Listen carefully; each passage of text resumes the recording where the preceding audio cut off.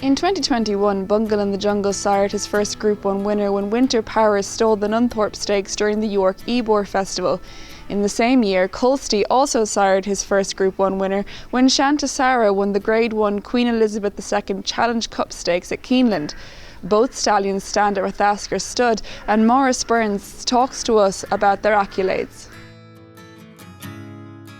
Well, Bungle Inthejungle had Winter Power, who was a very good 2-year-old, and progressed then to be a Group 1 3-year-old, winning the Nunthorpe Stakes at York.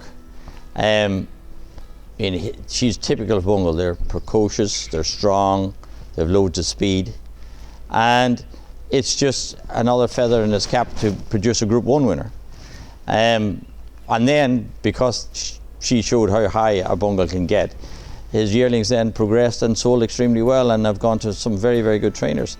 So, you know, he's doing his job. He started off with Rumble in the Jungle his first year, and then he had Live in the Past the second year, and the third year he comes up with Winter Power. So he keeps doing the job, and you know, if he keeps progressing like that, you never know where he might end up.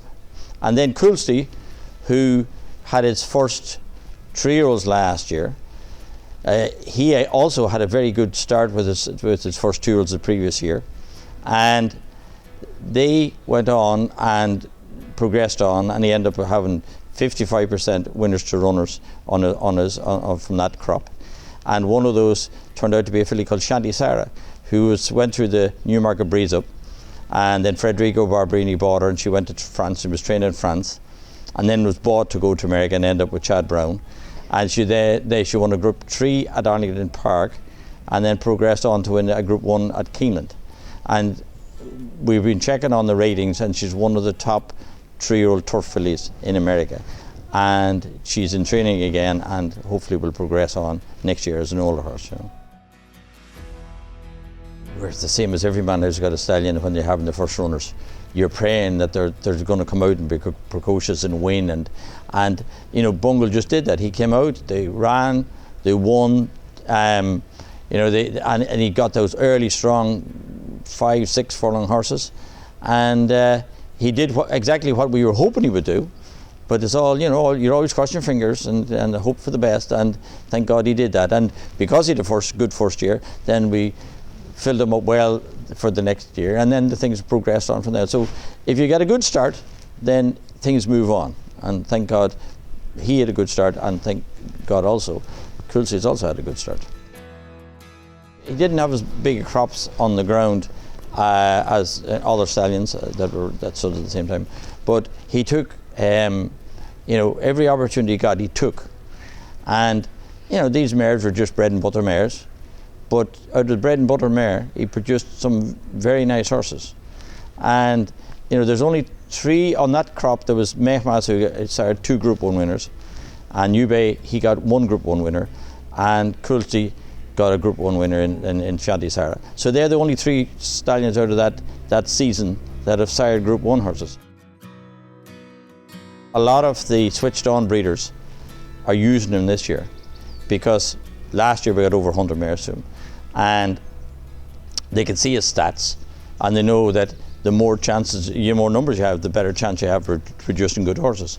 So with his numbers stepping up, we've kept his fee at the same price because we need to get them numbers up, and when them numbers come up, then we'll see how high he can fly. But at the moment, if he keeps going on the way he's going to go very, very well. We're a small family operation, so you know, we can keep things very tight. We have a number of breeders who have used it for years, and you just don't want to, you know, push them away. You want to keep them in the game with you.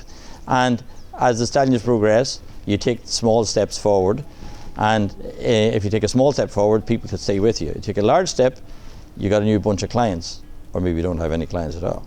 So you just have to tip away. When you have successful horses on the farm, you know, everybody gets a lift from it. And also when you go to the market with your product, you know, we'd have a large number of mares, and we'd send most of our mares to our own stallions. So we go to the marketplace, and people are asking, can I look at the Bungle, can I look at the Colsty, can I look at the Gregorian? Ask them for them out of the box here, it feels good, because there's nothing as bad as standing behind a door and somebody said, no, I don't want to look at that. So we've got 3 stallions people come to look at. And if they like what they see when they walk out of the box, then we get well paid. And so, you know, economically it's good for us and it's good for our clients.